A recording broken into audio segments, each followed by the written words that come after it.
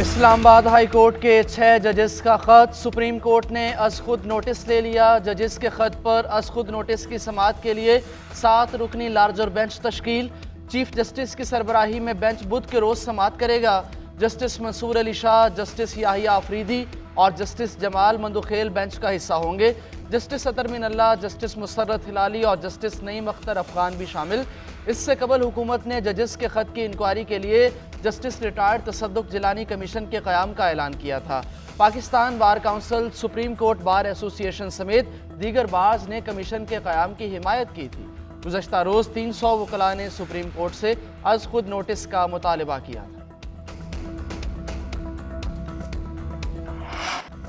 Justice retired तसद्दुक हुसैन जिलानी की inquiry commission की सरबराही से माजरत। वज़ीर-ए-आज़म शहबाज शरीफ को खत में फैसले से आगाह कर दिया। लिखा, जजेस ने खत सुप्रीम जुडिशल काउंसिल और चीफ जस्टिस को लिखा, मेरे लिए इंक्वायरी करना अदालती मामलात में मुदाखलत होगा। कानून के तहत सुप्रीम कोर्ट या सुप्रीम जुडिशल काउंसिल इस मामले को देख सकती है। चीफ जस्टिस ऑफ पाकिस्तान इस मामले को बेहतर तरीके से हल कर सकते हैं। मामले को इदारे की सतह पर हल करें।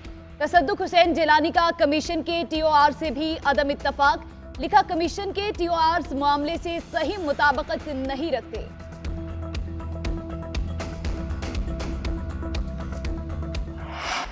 तोशाखाना केस में बानी PTI और बुशरा बीबी की सजा मुअत्तल। चीफ जस्टिस ने रिमार्क्स दिए, सजा के खिलाफ अपील ईद के बाद मुकर्रर करेंगे।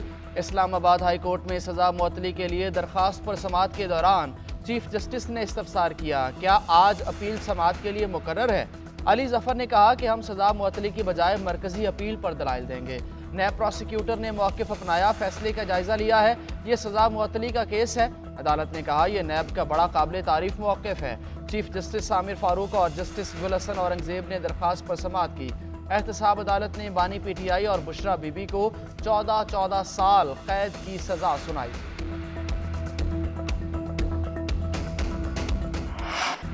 चेयरमैन तहरीक इंसाफ बैरिस्टर गोहर ने अज खुद नोटिस खुशाइंद करार दे दिया। जजेस के खत के मामले पर फुल कोर्ट समाअत का मुतालबा। कहते हैं, इस किस्म के मामलात पहले भी 9 या 12 रुकनी बेंच ही सुनते रहे। सुप्रीम कोर्ट से दरख्वास्त है कि अरकान की तादाद बढ़ा दें। सुप्रीम कोर्ट ही तयन करेगी कि इस मामले में आगे कैसे बढ़ना है। उमर अयूब ने कहा कि सिर्फ नोटिस लेना ही काफी नहीं, उसे मंतकी अंजाम तक भी पहुंचाना होगा। जिन लोगों ने जजेस पर दबाव डाला उनके खिलाफ कार्रवाई होनी चाहिए। अदलिया को दबाव में लाना शहरियों के बुनियादी हुकूक पामाल करने के मुतरादिफ है। जजेस के घर जासूसी करने वालों के खिलाफ सख्त कार्रवाई होनी चाहिए।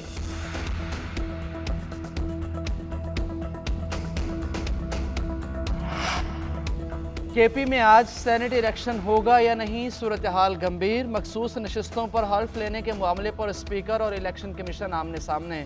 ताहाल सूबाई असम्बली का इजलास ना बुलाया जा सका। स्पीकर ने इलेक्शन कमीशन का फैसला पेशावर हाई कोर्ट में चैलेंज कर दिया। दरखास्त में मौक़िफ़ अपनाया कि ना इजलास है ना ही रेक्विजिशन आई, हल्फ कैसे लिया जाए।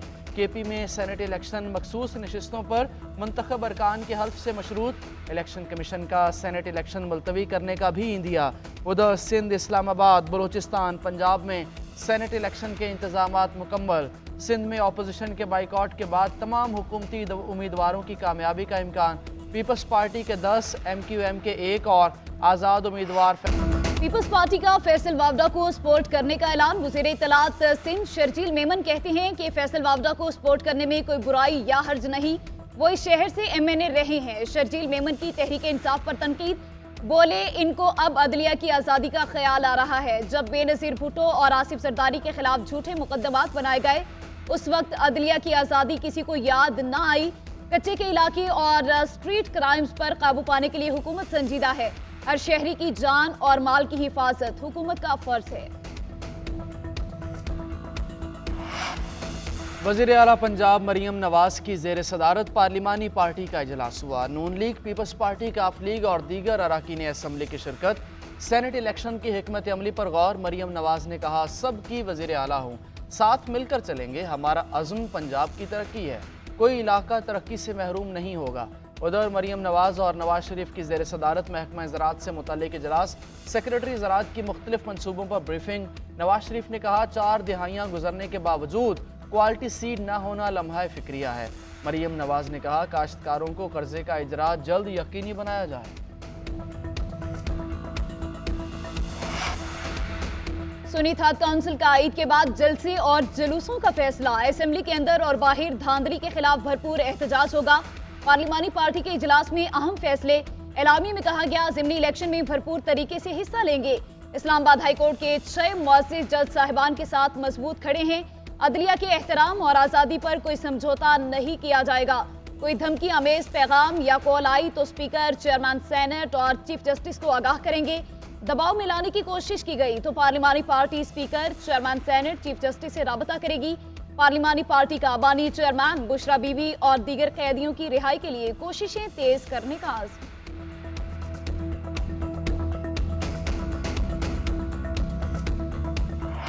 बशाम हमले में पाक चीन दोस्ती के दुश्मन मुलव्विस हैं। बशाम वाक़े का मकसद पाकिस्तान और चीन की गैर मामूली दोस्ती को मुतासिर करना था।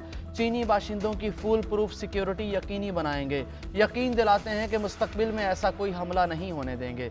वज़ीर आज़म का दासू में तकरीब से खिताब बोले, हमारे चीनी दोस्त पाकिस्तान की तरक्की में अहम किरदार अदा कर रहे हैं। वज़ीर आज़म का चीनी इंजीनियर्स और माहिरीन से मुलाकात में इज़हार यकजहती, पाक चीन दोस्ती को मज़ीद मजबूत बनाने का अज़म। चीनी सफ़ीर का दासू का दौरा करने पर वज़ीर आज़म का शुक्रिया। कहा, उम्मीद है हुकूमत दहशत गर्दी की रोकथाम के लिए मौसर इक़दाम करेगी। तकरीब में दहशत गर्दी का निशाना बनने वाले चीनी इंजीनियर्स की याद में 30 सेकंड की खामोशी इख्तियार की गई।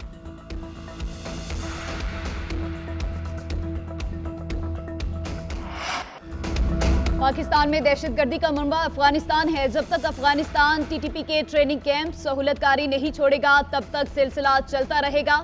वज़ीर दिफा ख्वाजा आसिफ का कहना है, हमने अफगानिस्तान को दहशतगर्दी रोकने का कहा। अफगानिस्तान की तरफ से दिया गया हल काबिल अमल नहीं। अफगान हुकूमत के बदलते रवैये से हमारे पास ऑप्शन महदूद हो रहे हैं। जिस तरह सारी दुनिया में बॉर्डर्स हैं, पाक अफगान बॉर्डर को भी वैसा ही होना चाहिए। मजीद बोले, IMF का प्रोग्राम चल रहा है, अवाम को रिलीफ देने में 1-1.5 साल लगेगा। टैक्स, बिजली, गैस में हजारों अरब की चोरी हो रही है। अमेरिका ईरान से गैस ना लेने का मुतबादिल बताए। अगर कोई हमसाया मुल्क सस्ती गैस देता है तो हमारा हक है।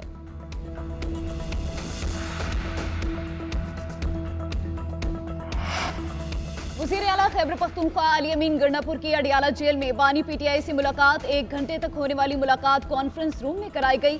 ज़ेर समात मुकदमात, सियासी सूरत हाल, पार्टी मामलात, खैबर पख्तूनख्वा के हवाले से मुशावरत, तहरीक इंसाफ की रैली के हवाले से भी तबादला ख्याल। उधर लॉन्ग मार्च में तोड़फोड़ केस की समात। वज़ीर आला खैबर पख्तूनख्वा अली अमीन गंडापुर के नाकाबिल जमानत वारंट गिरफ्तारी मंसूर।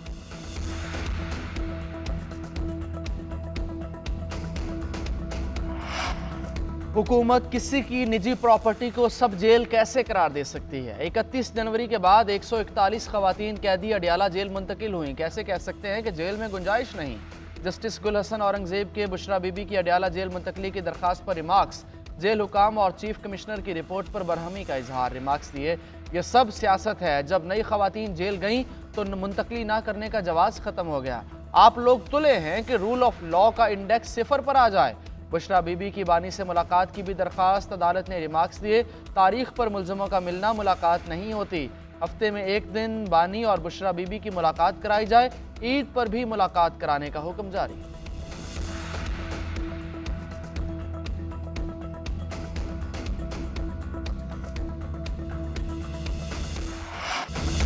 मई के बाद रूपोश PTI रहनुमा हमाद अजहर मंजर आम पर आ गए। पेशावर हाईकोर्ट से 51 मुकदमात में राहदारी जमानत मंजूर। मीडिया से गुफ्तगू में हमाद अजहर बोले, गुज़िश्ता 8 माह से मुल्क के कानून का मजाक बनाया गया। अदलिया, जमहूरियत, इंसानियत किसी को नहीं छोड़ा गया। एक वक्त में मेरे खिलाफ 51 मुकदमात बनाए गए। मुझ पर और मेरे घर वालों पर जो गुजरा उस पर दुख है। 2/3 अक्सरियत से जीतने वाली जमात को हराया गया। आने वाले 2 दिनों में प्रेस कॉन्फ्रेंस में तफसीलात बयान करूंगा। रूपोशी के दौरान मुल्क में ही मौजूद था। ईद से कबल पेट्रोल के बाद शहरियों को बिजली का जोरदार झटका। मुल्क भर में बिजली मजीद ₹2.75 फी यूनिट महंगी। नेपरा का नोटिफिकेशन जारी। सार्फिन से इजाफी वसूलियां अप्रैल, मई और जून में की जाएंगी। बिजली सार्फिन पर 85 अरब 20 करोड़ रुपए का इजाफी बोझ पड़ेगा। के इलेक्ट्रिक सार्फिन पर भी इत्तलाक होगा।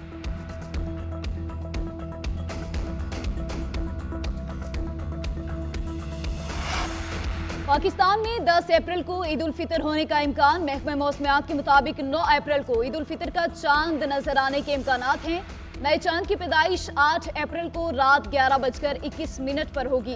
9 अप्रैल को चांद की उम्र 19 से 20 घंटे हो जाएगी। गुरूब आफ्ताब के बाद चांद नजर आने का दौरानिया 50 मिनट से ज्यादा होगा।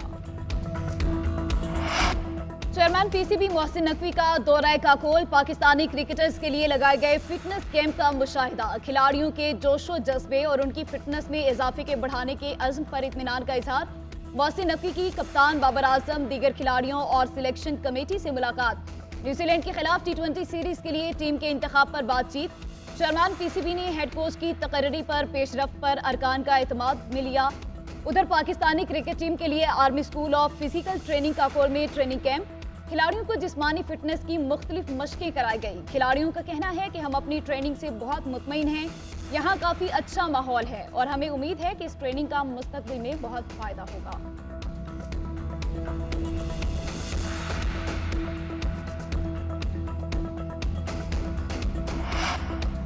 लॉबिंग कर रहा होता तो पीसीबी का चेयरमैन होता। साबिक कप्तान शाहिद आफरीदी कहते हैं, क्या मेरे मुंह से ये बात अच्छी लगेगी कि शाहीन को कप्तान बना दें? 4-5 माह से कह रहा हूं, मोहम्मद रिजवान को वाइट बॉल का कप्तान बना दें, जिसको जो बोलना है बोले, मुझे किसी को मुतमईन करने की जरूरत नहीं है।